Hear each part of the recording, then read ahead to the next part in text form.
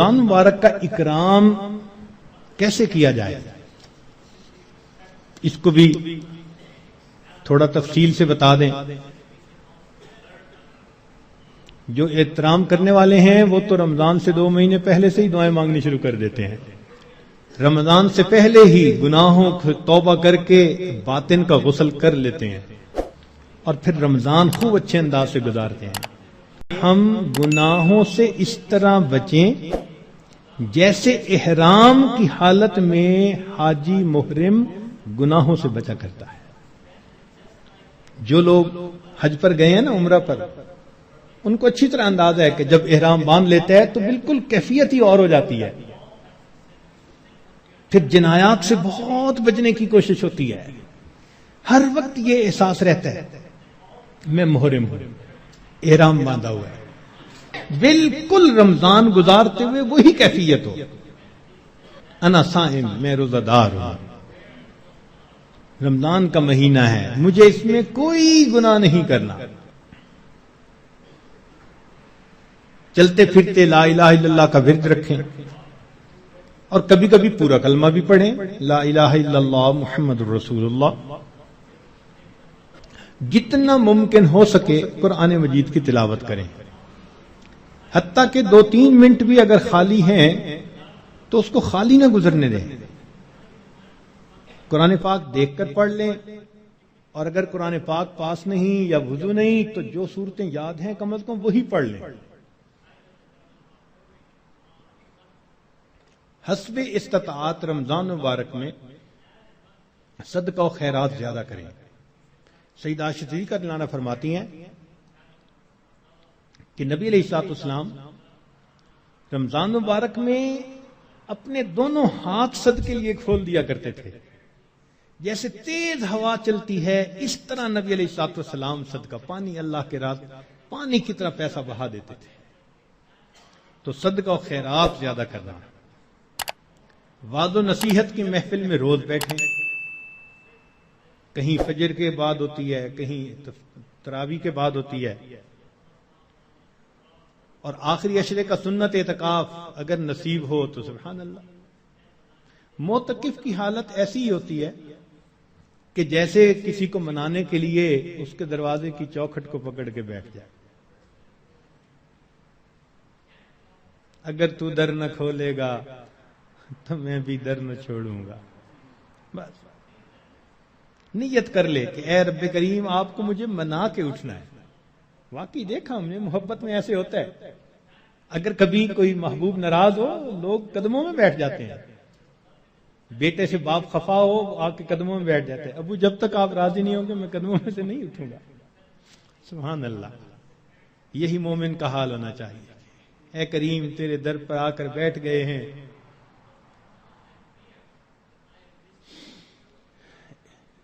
اجازت ہو تو آ کر میں بھی شامل ان میں ہو جاؤں، سنا ہے کل تیرے در پر ہجوم عاشقاں ہوگا۔ عشق محبت والے 10 دن فارغ کرتے ہیں اللہ کے سامنے، دن رات عبادت میں گزارنے کی کوشش کرتے ہیں، اور دعاؤں میں پھر انسان خوب عاجزی اور زاری کرے۔ اس طرح رمضان مبارک کی قدردانی کیجیے۔ رمضان مبارک کی بے قدری کی بھی کچھ صورتیں ہیں۔ مثال کے طور پہ بعض لوگ رمضان کے روزے رکھنے کا اہتمام نہیں کرتے، یہ رمضان کی بے قدری ہے۔ اور کئی مرتبہ سحری کھا کے سو جاتے ہیں کہ میں تھوڑی دیر ذرا آرام کر لوں، اٹھ کے فجر پڑھوں گا، اور شیطان کو نماز قضا کروانے کا موقع مل جاتا ہے۔ یہ رمضان مبارک کی بے قدری ہے۔ اسی طرح افطاری کے انتظار میں باجماعت نماز چھوڑ بیٹھتے ہیں، یہ بھی رمضان مبارک کی بے قدری ہوئی۔ بعض لوگ رمضان المبارک میں خبروں کے نام پر ٹی وی دیکھتے ہیں، غیر محرم عورتوں پر نظر پڑتی ہے، بازار سے گزرتے ہوئے اپنی نگاہ کا احتیاط نہیں کرتے، یہ بھی رمضان مبارک کی بے قدری ہوئی. اخبار بینی کے شوق میں تصاویر بھی دیکھتے ہیں، یا بعض لوگوں کو دیکھا کہ بھوک سے بچنے کے لیے یا پیاس کے احساس سے بچنے کے لیے ڈائجسٹ پڑھنا شروع کر دیتے ہیں، ناول، افسانے، کہ وقت گزر جائے. تو وقت گزاری کے لیے ڈائجسٹ جیسی کتابیں اور اس طرح کی کتابوں کا پڑھنا یہ بھی رمضان مبارک کی بے قدری ہے. اس سے تو بہتر تھا کہ آپ قرآن مجید کی تلاوت کر لیتے. اور بعض مرتبہ عورتیں گھر کے کام کاج میں لگی ہوتی ہیں تو وہ وقت گزاری کے لیے موسیقی والی قوالی لگا دیتی ہیں، اور ایسی آج کل قوالیاں بن بھی خوب رہی ہیں گانوں کی طرز پر.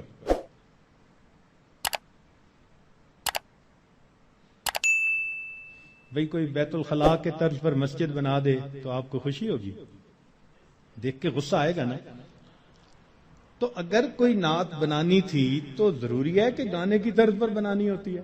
خدا کے بندو، تو اس قسم کی قوالیاں جن میں ساز ہو، موسیقی ہو، وہ حرام ہوتی ہیں. نبی علیہ السلام نے ارشاد فرمایا، میں آلات موسیقی کو توڑنے کے لیے مبعوث ہوا ہوں، اس لیے اس سے 100% پرہیز کرنا چاہیے. بعض نوجوان وقت گزارنے کے لیے انٹرنیٹ پہ بیٹھ جاتے ہیں، اور جو دنیا بلا کا گند ہے وہ انٹرنیٹ کے اندر موجود ہوتا ہے.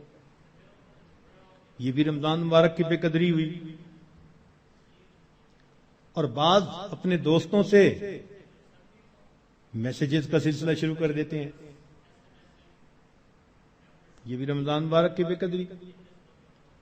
اور اس سے بڑھ کر اور گناہ یہ کہ سیل فون کے اوپر غیر محرم سے باتیں کرتے ہیں یا اس کو میسج بھیجتے ہیں، یہ بھی رمضان کی بے قدری ہے.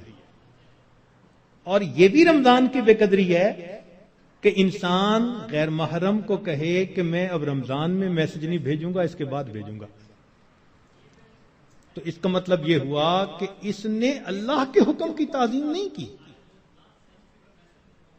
تو رمضان میں ان گناہوں کو کاملاً چھوڑنا ہے، یہ نہیں کہ صرف رمضان کے لیے چھوڑنا ہے. بعض لوگ حالات حاضرہ کے نام پر ایک دوسرے بندے کی غیبتیں شروع کر دیتے ہیں. بعض لوگ رمضان میں یہ کہنے میں بڑا خوشی محسوس کرتے ہیں آج روزہ بڑا لگ رہا ہے. بھائی صبر کیجئے، صبر کا مہینہ ہے، اور روزہ لگا بھی تو کتنے گھنٹے کی بات ہے، چند گھنٹے کی بات ہے. مگر وہ اس کو ایک ٹاپک بنا لیتے ہیں، ہر آنے والے کو بس میں اٹھ نہ سکا اور تھوڑا وقت تھا، پانی نہ پی سکا اور کھانا نہ کھا سکا. ایسے لگتا ہے جیسے روزے کا ماتم کر رہے ہو بیٹھے ہوئے. یہ بھی رمضان کی بے قدری ہے. رمضان مبارک میں جو آدمی اللہ رب العزت کے قرب کے لیے کوششیں کرے گا، یقیناً اللہ رب العزت اس کے گناہوں کو معاف فرمائیں گے اور اسے اپنا قرب عطا فرمائیں گے.